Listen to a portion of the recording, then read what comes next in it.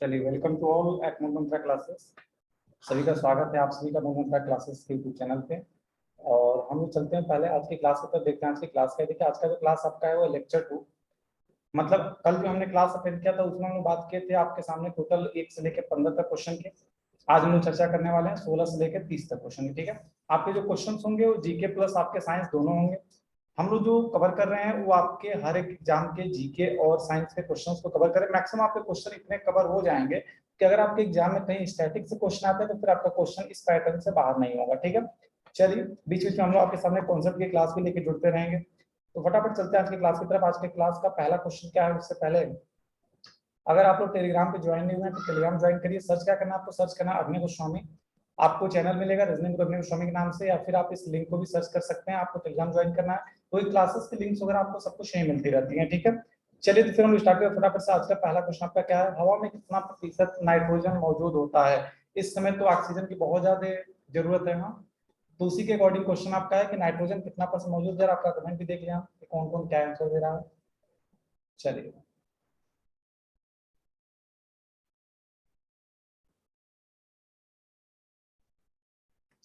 कितना प्रतिशत नाइट्रोजन मौजूद होता है हवा में।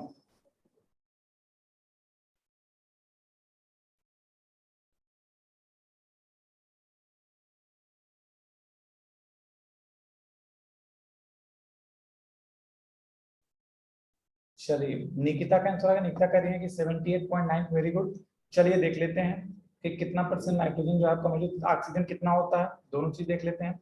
हमने क्या देखिए आपके सामने अगर बात करेगा कि हवा में कितना परसेंट नाइट्रोजन, तो देखिए सबसे अगर किसी एलिमेंट की जो मात्रा होती है तो हवा में आपकी किसकी होती है, नाइट्रोजन की होती है 78.09%। आप जो है ऑक्सीजन की अगर मात्रा देखेंगे तो ये होता है आपका 20.95। ऑर्गन की मात्रा होती है 0.93% और कार्बन डाइऑक्साइड होता है 0.03%। इसके अलावा बाकी बहुत लेस मात्रा में और बहुत सारे एलिमेंट्स रहे होंगे, बट सबसे अधिक मेजोरिटी किसकी है, तो वह आपकी नाइट्रोजन की। कितना है, तो 78% अप्रॉक्स बोला जाता है, बट एग्जैक्ट जो वैल्यू है वो 78.09%। ऑक्सीजन भी पूछा जाएगा तो ऑक्सीजन कितना है सर, तो आपका ऑक्सीजन है 20.95%। इसके बारे में जानते रहिएगा। चलिए सेकंड क्वेश्चन फटाफट आपके सामने।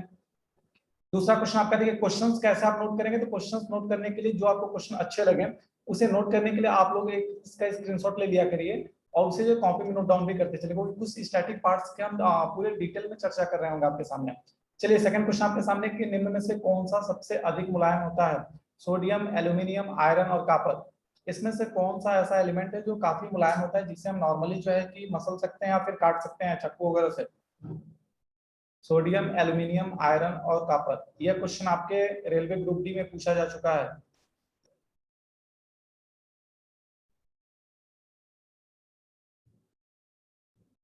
चलिए, अंजलि कह रहे हैं बी एल्यूमिनियम। आइए देख लेते हैं। हमने कहा सोडियम सबसे मुलायम होता है। अगर कभी आप लोगों ने फिजिक्स पढ़ा हो या फिर आपने सॉरी कभी अगर आपने केमिस्ट्री पढ़ा हो और लैब में अगर आप गए होंगे और आपने कभी सोडियम की प्रैक्टिस की, तो सोडियम जानते हैं कैसे होता है। सोडियम जो होता है रबड़, देखें रबड़, एक जो रबड़ आता था ना नटराज का छोटा सा, जिससे हम लोग कॉपी पे पेंसिल पे इरेज करते थे, सेम रबड़ के जैसा होता है और एकदम बिल्कुल लुब्दी, आटे की लुब्दी होती है ना, आटा गूंथने के बाद एकदम सेम ऐसा ही सोडियम होता है। मतलब नॉर्मली आप उसे मसल सकते हैं फिर उसे काट सकते हैं। सेम वैसे ही आपके कुछ और एलिमेंट्स जैसे लिथियम और पोटेशियम। लिथियम और पोटेशियम भी बिल्कुल बहुत ही सॉफ्ट एलिमेंट होते हैं। मतलब आप ऐसे कह सकते हैं कि नॉर्मली हम चाहें तो ऐसे चाकू से भी रगड़ के काट सकते हैं। लेकिन क्या आप आयरन यानी कि लोहा को क्या आप चाकू से काट सकते हैं, क्या कॉपर को आप काट सकते हैं, क्या एल्युमिनियम, एल्युमिनियम आंसर दिया था अंजलि ने, क्या एल्युमिनियम के घर में आपके जो बर्तन हैं उसे आप हाथ से मसल सकते हैं, क्या एल्युमिनियम के बर्तन को ऐसा फोल्ड कर सकते हैं। तो फिर आपने एल्युमिनियम को सॉफ्ट कैसे बता दिया।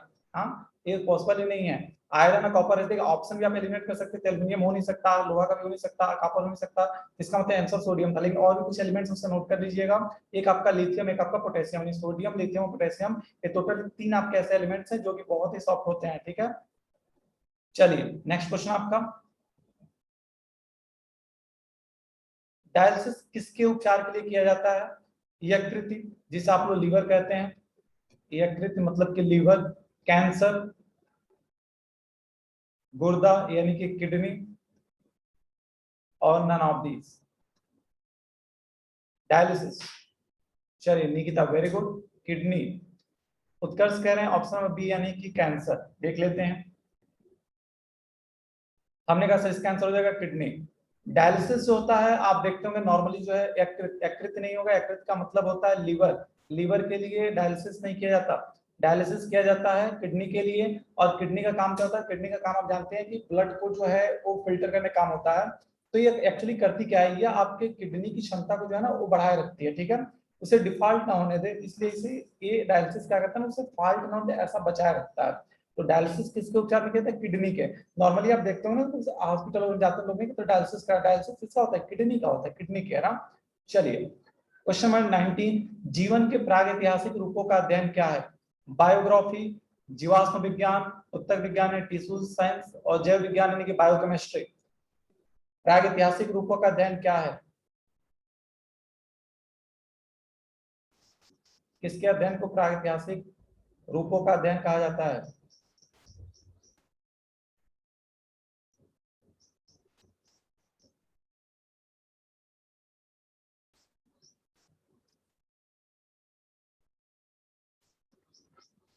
बताइए। जीवन के प्राग ऐतिहासिक रूपों का अध्ययन किसे, देखिए आप लोग एक क्लास लेके बहुत जल्द मिलने वाली, इसमें सारे अध्ययन के बारे में हम लोग चर्चा करेंगे, जैसे कि आप एक एक करके नोट भी करते चलेंगे। एक आपका होता है ऑर्कोलॉजी, एक आपका होता है ऑन्कोलॉजी। तो ऑर्कोलॉजी क्या है, ऑन्कोलॉजी, देखिए दोनों में थोड़ा सा डिफरेंट है। लेकिन एक आपका जो है ऑर्को वो आपके पर्वतों का अध्ययन है, ऑन्को जो है आपका यह जो है आपका किसका, कैंसर का होता है, ठीक है। तो एक एक करके हम धीरे धीरे देखते चलेंगे। फिलहाल अभी आपके सामने लिखा हुआ है कि प्रागैतिहासिक रूपों का अध्ययन, ठीक है। चलिए आइए देख लेते हैं, इसमें कुछ स्टैटिक पॉइंट्स के बारे में चर्चा करेंगे, अच्छा खासा पॉइंट है, जरा आइए समझते हैं। देखिए आपके सामने क्या क्या लिखा हुआ है, देखिए यहाँ पे लिखा है आपके सामने कि जीवन के प्रागैतिहासिक रूपों का अध्ययन जो है वो कहलाता है आपका जीवाश्म विज्ञान। क्या कहलाता है, वो कहलाता है आपका जीवाश्म विज्ञान, ठीक है। तो पहले बात तो इसका आंसर हो जाएगा आपका जीवाश्म विज्ञान। आगे क्या है, तो देखिए बायोग्राफी जो आपकी है ना, ये जो आपकी बायोग्राफी है, तो बायोग्राफी में भूवैज्ञानिक अंतरिक्ष और भूवैज्ञानिक समय के माध्यम से प्रजातियों और पारिस्थितिकी प्रणालियों के वितरण का अध्ययन किया जाता है। मतलब इस भौतिक क्षेत्र में, इस भौतिक क्षेत्र में जो हमारे प्रजातियां हैं या फिर जो हमारी पारिस्थितिकी प्रणालियां हैं, इसका कैसे क्या रूप है, कैसे इसका वितरण हुआ है, उसका भी अध्ययन होता है, वो होता है आपका बायोग्राफी। वो क्या होता है, वो आपका बायोग्राफी होता है।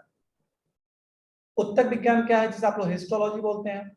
कई बार क्वेश्चन पूछा जा चुका है कि हिस्टोलॉजी में किसका अध्ययन किया जाता है, तो इसमें आपका अध्ययन किया जाता है माइक्रोस्कोपिक स्ट्रक्चर ऑफ टिश्यूज। मतलब आप इसे कह सकते हैं कि उत्तक का सूक्ष्म रूप, उत्तक का जो आपका सूक्ष्म रूप होता है ना, इसका अध्ययन किया जाता है। उत्तक के सबसे सूक्ष्म रूपों का अध्ययन किया जाता है किसमें, हिस्टोलॉजी में, जिसे आप लोग उत्तक विज्ञान के नाम से जानते हैं।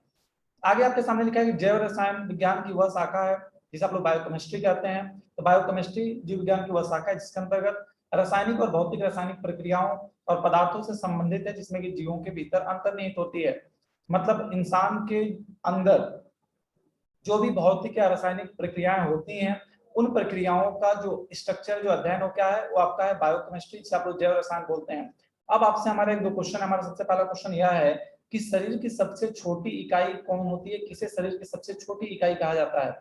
शरीर की सबसे छोटी इकाई किसे कहते हैं, सबसे छोटी इकाई शरीर की किसे कहते हैं। Which is the smallest structure of body, body का सबसे छोटा वाला इकाई किसे कहा जाता है। बॉडी का सबसे छोटा स्ट्रक्चर होता है उसे बोलते हैं सेल। क्या बोलते हैं, सेल बोलते हैं, यानी हिंदी में उसे आप लोग बोलते हैं कोशिका। तो कई बार पूछा जा चुका है कि शरीर की सबसे छोटी इकाई क्या है, तो वह सेल। अच्छा, यह शरीर की स्ट्रक्चरल और फंक्शनल दोनों होती है, क्रियात्मक और संरचनात्मक दोनों ही सबसे छोटी इकाई कौन होती है, सेल होती है। इसलिए सेल का डेफिनेशन ही होता है कि structural and functional unit of life is called cell, ठीक है। और टिश्यू किसे कहते हैं, उत्तक किसे कहते हैं, तो the group of cell is called tissue. जब सेल आपके आपस में मिलते हैं, इनके मिलने से जो समूह बनता है उसे क्या बोलते हैं, इसे बोलते हैं टिश्यू। इसे बोलते हैं टिश्यू, यानी कि इसे बोला जाता है उत्तक बोलते हैं। The group of tissue is called organ. जब टिश्यू मिलते हैं तब आपके क्या बनते हैं, अंग बनते हैं, और अंगों के मिलने से क्या बन जाता है, शरीर बन जाता है, ठीक है। तो इसे जानते रहिएगा। चलिए आपका नेक्स्ट क्वेश्चन कि भारत का रेलवे विश्वविद्यालय कहाँ है। ये क्वेश्चन बड़ा अच्छा, बड़ा इनफैक्ट बहुत बेहतरीन क्वेश्चन है। ये मान लीजिए कि ये क्वेश्चन आपके लिए most most most important question है, क्योंकि इसके पीछे कहानी क्या भी आपको हम बताते हैं। लेकिन इतना जानिए कि सबसे इंपॉर्टेंट क्वेश्चन है, भारत का रेलवे विश्वविद्यालय कहाँ है। फटाफट इसका आंसर करिए।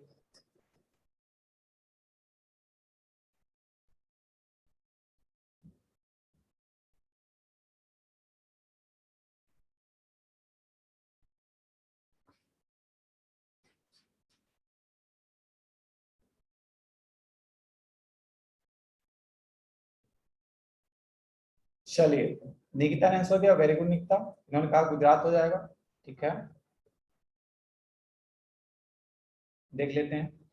हमने कहा देखिए जरा, तो आपने कहा कि इसका आंसर जो है गुजरात हो जाएगा। ठीक है, वेरी गुड। देखिए इसका आंसर गुजरात ही हो जाएगा, लेकिन क्या है तो इसके बारे में कुछ स्टैटिक पॉइंट्स के बारे में जान लेते हैं। आइए देखते हैं। हमने कहा देखिएगा, कहा गया national rail and transport institute, ठीक है, जिसे आप नॉर्मली इन शॉर्ट टर्म कहते हैं एनआरटीआई। क्या बोलते हैं? एनआरटीआई, यानी कि नेशनल रेल ट्रांसपोर्टेशन इंस्टीट्यूट। ठीक है, राष्ट्रीय रेल और परिवहन संस्थान। तो राष्ट्रीय रेल और परिवहन संस्थान जो है ये पहला एक रेल यूनिवर्सिटी है, ये रेलवे की पहली यूनिवर्सिटी। उसका नाम क्या है? तो राष्ट्रीय रेल और परिवहन संस्थान, जो कि वडोदरा गुजरात में स्थित है। और यह सबसे बड़ी बात यह थी, हमने कहा ना कि स्टैटिक पॉइंट क्यों मोस्ट इंपॉर्टेंट, इसलिए मोस्ट इंपॉर्टेंट है क्योंकि यह जो है कि आपके विश्व का तीसरा रेल विश्वविद्यालय होगा। It is third in the world after Russia and China. Russia पहला है, दूसरा चाइना है, तीसरा क्या होगा? तीसरा आपका इंडिया होगा, जहां पे रेल यूनिवर्सिटी होगी। इसलिए क्वेश्चन बहुत इंपॉर्टेंट है, और ये क्वेश्चन कभी पुराना और नया नहीं होने वाला।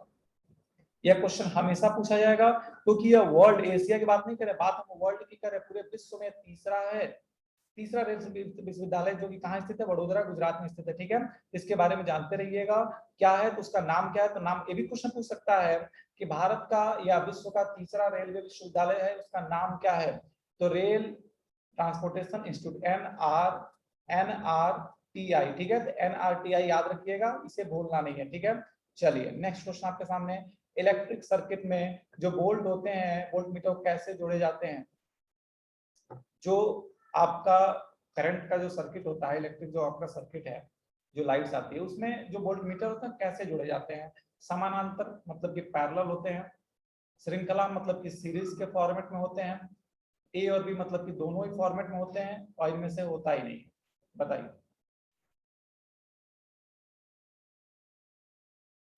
अब जो बच्चा इंटर तक फिजिक्स वगैरह अच्छे से पढ़ा होगा उसे इस क्वेश्चन का आंसर बहुत आसानी से पता होगा। चलिए फटाफट बता लीजिए।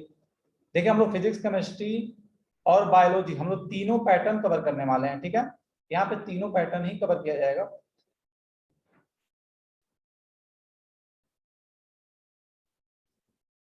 चलिए, निकिता कहने पैरेलल होते हैं, वेरी गुड। चलिए देख लेते हैं। हमने कहा आपके सामने इसका आंसर हो जाएगा जी बिल्कुल समानांतर, यानी कि पैरेलल। कैसे? जरा ये देख लेते हैं। देखिए वोल्ट मीटर हमेशा उन बिंदुओं के समानांतर में जुड़ा होता है जिनके भी संभावित अंतर को मापा जाना होता है। ठीक है, जिनके अंदर हमें करंट जिसे हमें मापना होता है, ठीक है, वह आपका बिल्कुल उन बिंदुओं बिल्कुल पैरेलल होता है। इसमान इनके बीच हमें नापना है, इनके और इनके बीच बिल्कुल दोनों पैरेलल होंगे। ठीक है, समानांतर होगा। इसे जानते रहिएगा। इलेक्ट्रिक सर्किट में जो वोल्ट मीटर कैसे जुड़े होते हैं, वो आपके पैरेलल जुड़े होते हैं, यानी समानांतर जुड़े होते हैं। ठीक है, चलिए नेक्स्ट क्वेश्चन की छवि, छवि जिसे आप लोग बोलते हैं इमेज, क्या बोलते हैं? इमेज बोलते हैं। तो छवि की ऊंचाई और वस्तु की ऊंचाई के अनुपात को किस रूप में जाना जाता है? फोकल डिस्टेंस, रैखिक यानी कि लीनियर मैग्निफिकेशन, और वक्रता के त्रिज्या फोकस। इसे बताइए, फटाफट बताइए कि छवि की ऊंचाई यानी जो वस्तु है आपकी, इस वस्तु की ऊंचाई और इसका जो प्रतिबिंब बना है, छवि मतलब है उसका जो प्रतिबिंब बना है उसकी जो ऊंचाई है, इन दोनों का जो अनुपात है उसे किसके नाम से जाना जाता है? उसे किसके नाम से जाना जाता है? फोकल लंबाई, रेखीय आवर्धन, वक्रता की त्रिज्या और फोकस, किसके नाम से? फटाफट बताएं। अंजलि कह रही है बी, यानी रेखीय आवर्धन, वेरी गुड। चलिए देख लेते हैं। हमने कहा रेखीय आवर्धन जिसे आप लोग एम कहते हैं, स्मॉल एम से इसे प्रेजेंट किया जाता है। छवि की ऊंचाई जिसे आप एच डैश कहते हैं, और वस्तु की ऊंचाई जिसे आप एच कहते हैं, का अनुपात होता है। रेखीय आवर्धन क्या होता है? मतलब जो आपकी वस्तु है, इस वस्तु की जो प्रतिबिंब बनी है, इस प्रतिबिंब इस वस्तु का जो रेशियो है, अनुपात, इसे क्या बोलते हैं? रेखीय आवर्धन बोलते हैं। ठीक है, और यम बराबर क्या होता है? v अपान यू होता है, जहां v जो है छवि की ऊंचाई है और u क्या है? वस्तु की ऊंचाई है। मतलब आप कह सकते हैं यहाँ छवि की ऊंचाई हमने क्या लिया था? h डैश लिया था, तो h डैश अपान जो h होगा उसे क्या बोलेंगे? m। ठीक है, m बराबर क्या होता है? h डैश अपान h। अब देखिए क्वेश्चन आपके सामने पूछते हैं, क्वेश्चन ध्यान देखिएगा। क्वेश्चन हमारा यह है कि यदि, ध्यान सुनिएगा, यदि किसी वस्तु की, ध्यान सुनिए, यदि किसी वस्तु की ऊंचाई 30 सेंटीमीटर है, यदि किसी वस्तु की ऊंचाई कितनी है? 30 सेंटीमीटर है, और उसकी जो प्रतिबिंब बन रही है, उसकी जो छवि बन रही है, वह मान लीजिए कि 15 सेंटीमीटर की बन रही है, तो बताइए हमें आप कि रेखीय आवर्धन कितना होगा। रेखीय आवर्धन कितना होगा, यह क्वेश्चन छोटा सा आपके रेलवे में पूछा, क्योंकि रेलवे में न्यूमेरिकल वैल्यू बहुत ज्यादा पूछी जाती है। तो क्या हो जाएगा, तो आप जानते हैं कि रेखीय आवर्धन यम बराबर क्या होता है, छवि की ऊंचाई, क्या होता है, छवि की ऊंचाई, मतलब कि जो प्रतिबिंब बना है वह अपॉन जो आपकी वस्तु की ऊंचाई है वह, तो क्या हो जाएगा 1/2। यहाँ रेखीय आवर्धन कितना होगा 1/2। इसे आपको जहाँ 1/2 होगा, क्योंकि यहाँ पे पहले प्रतिबिंब की ऊंचाई लेनी है, फिर जाके वस्तु की दूरी लेनी है, ठीक है। चलिए आगे चलते हैं फटाफट से, अगला क्वेश्चन। न्यूनीकरण एक प्रक्रिया है जिसमें क्या होता है, इस न्यूनीकरण को आप इंग्लिश में क्या बोलते हैं, रिडक्शन बोलते हैं। क्या बोलते हैं, इसे आप बोलते हैं रिडक्शन। तो रिडक्शन क्या है बताइए, न्यूनीकरण जिसे आप लोग रिडक्शन बोलते हैं। दो चीजें होती हैं, एक आपका होता है ऑक्सीडेशन, एक आपका होता है ऑक्सीडेशन ऑक्सीकरण, एक आपका होता है रिडक्शन यानी कि न्यूनीकरण, ठीक है। तो दोनों क्या है जरा आप बताइए हमें। ऑक्सीडेशन तो बाद में, पहले आप ये बताइए हमें कि न्यूनीकरण की प्रक्रिया में क्या होता है।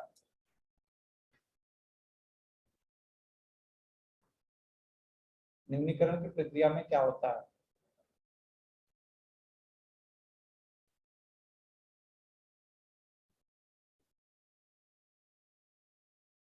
चलिए, आप लोग अभी इस बात से थोड़ा सा परिचित नहीं है, बट एक बात जरूर ध्यान रखिएगा कि अगर आप किसी भी पेपर को देने जा रहे हैं तो वहां पे आपके साइंस का क्वेश्चन ना आए ऐसा हो ही नहीं सकता।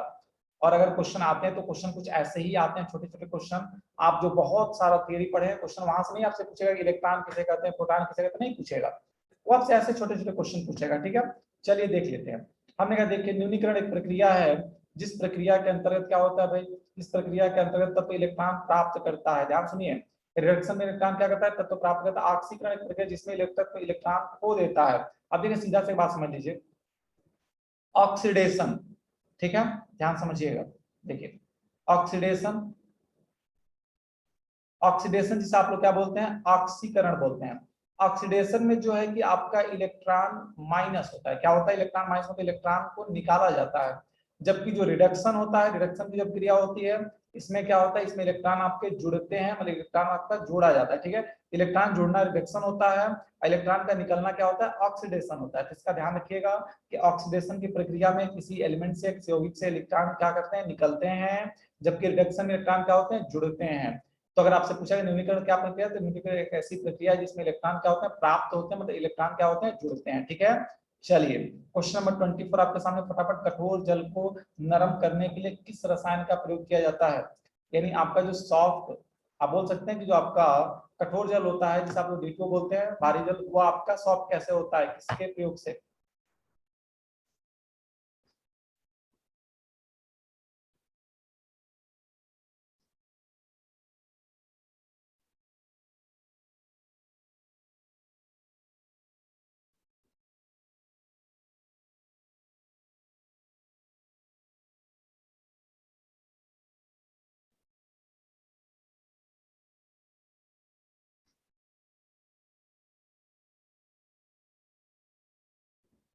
चलिए ठीक है, वेरी गुड, देख लेते हैं। हमने कहा देखिए इसका जो आंसर है वो हो जाएगा NaCl। NaCl का मतलब क्या होता है, NaCl तो आप बहुत अच्छी तरह जानते हैं, NaCl का मतलब क्या होता है, नमक। आप देखिए जब कठोर जल है ना, कठोर जल को सॉफ्ट करने के लिए नमक का प्रयोग किया जाता है। कभी आप देखे होंगे किसी को चोट वगैरह लगती है तो बोला जाता है कि आप जो है गर्म पानी करिए, उसमें नमक डालिए, उसमें हाथ या पैर अपना रखिए, भिगोए रखिए। इससे क्या होता है, आपके हाथ या पैर को सॉफ्ट कर देता है।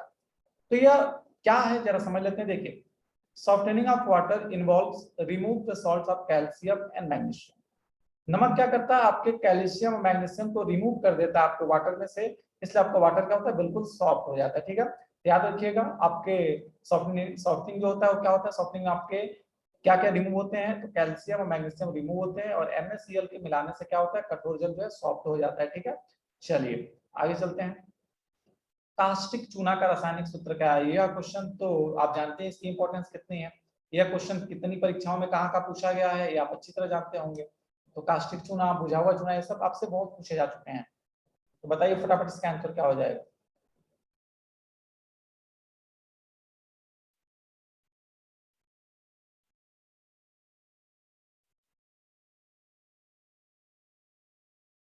Calcium chloride, calcium hydroxide, sodium chloride, sodium bicarbonate. क्या हो जाएगा, फटाफट इसका आंसर करना है। चलिए ऑप्शन नंबर डी आंसर आ रहे हैं आपके। आइए देख लेते हैं भाई फटाफट इसका आंसर क्या होगा। हमने कहा कैल्शियम क्लोराइड, कैल्शियम हाइड्रोक्साइड, इसका फॉर्मूला क्या होता है, कैल्शियम हाइड्रोक्साइड का फॉर्मूला क्या होता है। चलिए इसका फॉर्मूला क्या होता है जरा आइए देख लेते हैं।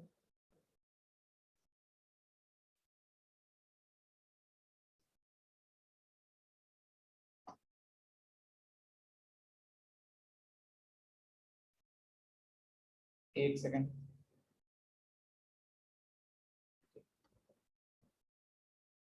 देखिए कैल्शियम हाइड्रोक्साइड का फॉर्मूला होता है CaOH ट्वाइस, ठीक है। ये आपका होता है कैल्शियम हाइड्रोक्साइड। तो हमने कहा कैल्शियम हाइड्रोक्साइड जो है इसे कास्टिक चूना के नाम से जानते हैं। इसका काम क्या होता है आप नॉर्मली जानते हैं, जब घर वगैरह बनते हैं प्लास्टर वगैरह का काम होता है जो, तो उसमें आपका कैल्शियम हाइड्रोक्साइड का प्रयोग किया जाता है, ठीक है। लिखा है इट इज कलरलेस क्रिस्टल और व्हाइट पाउडर। आप लोग इसे प्लास्टर करते हैं ना घर में, जब आप लगवाते हैं व्हाइट प्लास्टर वगैरह, तो उसमें कैल्शियम हाइड्रोक्साइड का ही प्रयोग किया जाता है, जिसे आप लोग कास्टिक चूना या फिर आप लोग व्हाइट पाउडर के नाम से भी जानते हैं, ठीक है। चलिए आगे चलते हैं फटाफट से। अगला क्वेश्चन नंबर आपका 26 क्वेश्चन क्या है आपका, एक काफी अच्छा सा क्वेश्चन है। यहाँ पे बात आपकी की जा रही है कंप्लीमेंट्री जीन की। कंप्लीमेंट्री जीन जो आपका होता है जिसे अनुपात पूर्वक जीन इंटरेक्शन को दर्शाता है, इसमें क्या है इसके बारे में डिटेल में कभी चर्चा हम लोग करेंगे। फिलहाल ये जानते रहिए इसका आंसर क्या होगा। कौन सा अनुपात जो है कि पूरक जीन जिसे आप लोग कंप्लीमेंट्री जीन इंटरेक्शन बोलते हैं, इसको दर्शाता है, इसमें कौन सा रेशियो है, क्या रेशियो होता है, इसके बारे में थोड़ा सा हम आगे चर्चा विस्तार से करेंगे। फिलहाल जान लीजिए कि 9:7 जो होता है यह कंप्लीमेंट्री जीन इंटरेक्शन को प्रेजेंट करता है। और इसकी खोज किसने किया था इसके बारे में जानते रहिएगा कि सन 1906 में सबसे पहली बार इसकी खोज की गई थी। और यह जो है कि interaction in first discovered by William Bateson, नाम याद रखिएगा विलियम बैटसन एंड रिजेनाल्ड पुनेट, ठीक है। तो रिजेनाल्ड पुनेट और विलियम बैटसन ने मिलकर के 1906 में आपके कंप्लीमेंट्री जीन इंटरेक्शन की खोज की थी। और ये रेशियो 9:7 होता है। ऐसा कहा जाता है कि अगर 9 संतानें हैं तो उसमें से आपके 9 के 9 जो है डोमिनेट होंगे, और 7 अगर हैं तो 7 में आपके जो है कि एक हो सकता है एक नहीं हो सकता है। तो यह एक बायोलॉजी का अच्छा टॉपिक है, इसके बारे में चर्चा जब हम जीन वगैरह कभी करेंगे तो कर लिया जाएगा। फिलहाल जानते रहिए कि जो आपका पूरक जीन इंटरेक्शन होता है वो किसको प्रेजेंट करता है, तो 9:7 को प्रेजेंट करता है, ठीक है। चलिए अगला क्वेश्चन आपके सामने, कीमोथेरेपी का उपयोग किसके उपचार के लिए किया जाता है, किसके उपचार के लिए कीमोथेरेपी का प्रयोग किया जाता है। और यह क्वेश्चन आपके लिए छोटा सा फिर एक अच्छा सा क्वेश्चन आपके लिए, कीमोथेरेपी का प्रयोग किसके लिए किया जाता है।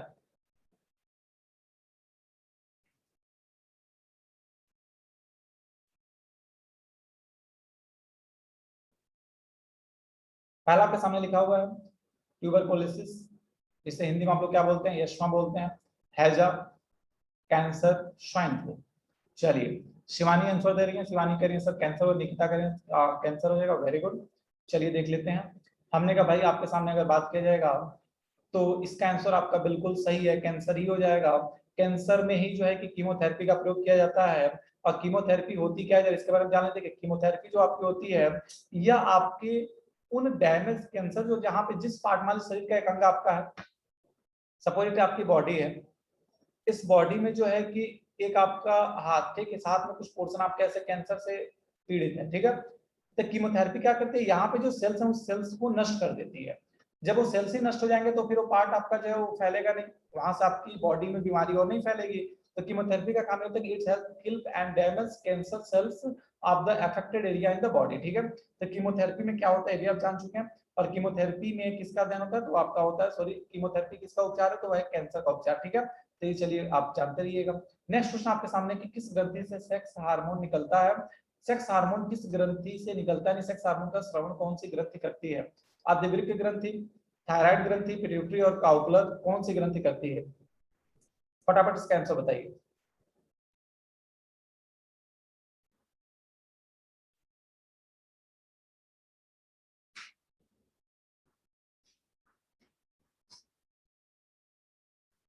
किस ग्रंथि से सेक्स हार्मोन स्रावित होता है।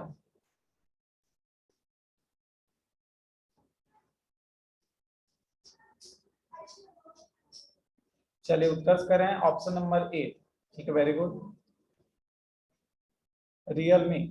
नाम लिखा करिए भैया आप लोग।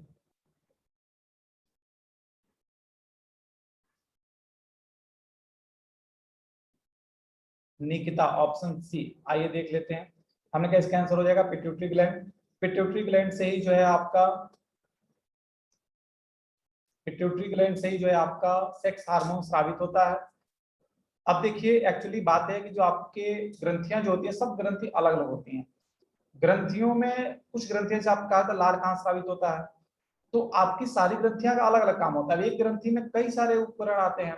पर्टिकुलर अगर सेक्स हार्मोन की बात करेंगे तो वो आपके पिट्यूटरी ग्लैंड के द्वारा स्रावित होता है। इसकी देखरेख कौन करता है? आपका पिट्यूटरी ग्लैंड ही करता है। इसके बारे में जानते रहिएगा, इसे कहीं नोट डाउन भी कर लेते चलिएगा क्वेश्चंस को। चलिए क्वेश्चन नंबर 29, निम्नलिखित में से कौन भारत का पहला और ऊर्जा संचालन रेलवे स्टेशन है? पहला सौर ऊर्जा संचालित रेलवे स्टेशन भारत का पहला कौन सा है? सौर ऊर्जा से संचालित होने वाला पहला भारत का रेलवे स्टेशन, सौर ऊर्जा से संचालित होने वाला भारत का पहला रेलवे स्टेशन कौन सा है?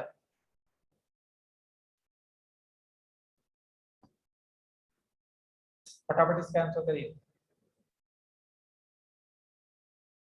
चलिए गुवाहाटी आंसर दे रहे हैं कुछ लोग, विकास आंसर दे रहे हैं, विकास चंद्र कह रहे हैं सर गुवाहाटी हो जाएगा, गौरव विवेक।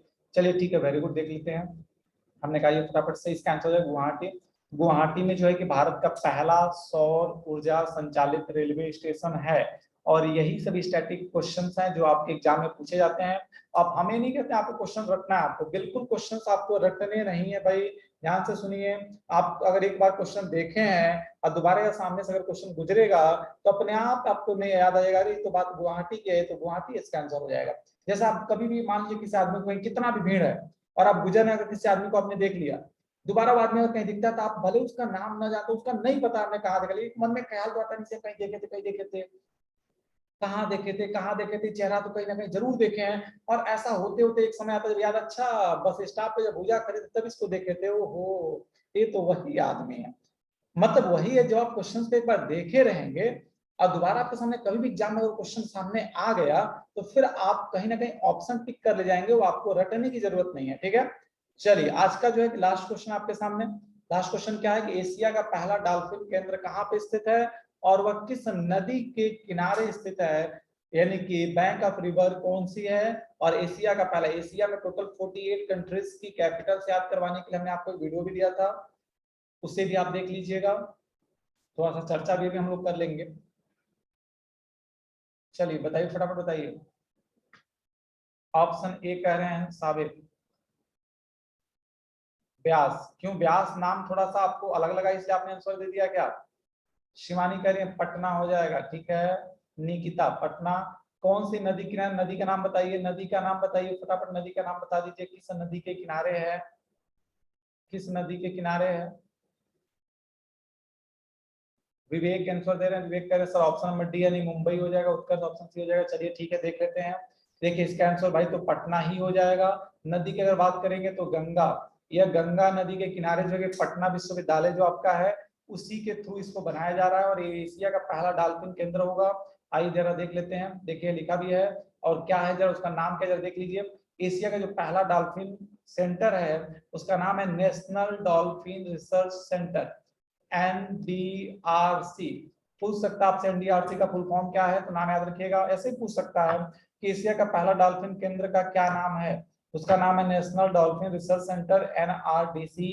यानी कि अभी एक हम लोग इंस्टीट्यूट के बारे में और पढ़े हैं, रेल, ठीक है, रेल ट्रांसपोर्ट का जो आपका इंस्टीट्यूट था इसके बारे में हम लोगों ने पढ़ा अभी, ठीक है, तो इसको जानते रहिएगा। बाकी हमने कहा कि जो आपका डॉल्फिन केंद्र है वो कहाँ पे स्थित है, पटना में है। और इंडिया का और एशिया का क्या है, पहला, देखिए दोनों का, इंडिया का भी और एशिया का भी पहला सेंटर है। और याद रखिएगा ये किस नदी के किनारे है, तो यह गंगा रिवर के किनारे है, पटना विश्वविद्यालय के द्वारा इसे बनाया जा रहा है, इसके बारे में भी जानते रहिएगा। ठीक है, तो यह आपका था आज का लास्ट क्वेश्चन। तो चलिए आज की क्लास यही खत्म होती है। थैंक यू सो मच आप सभी का सेशन में जुड़ने के लिए। उम्मीद करते हैं कि क्लास के क्वेश्चंस आपको अच्छे लगे होंगे। फिर से हम लोग मिलेंगे कल की क्लास में और फिर कल शाम 5 बजे, डेली शाम 5 बजे हम लोग की मुलाकात जूम पे होगी और डेली 11 बजे मुलाकात हमारी आपसे यूट्यूब पे होगी। ठीक है, आप लोग का माइक थोड़ा सा अनम्यूट कर लिया जाए।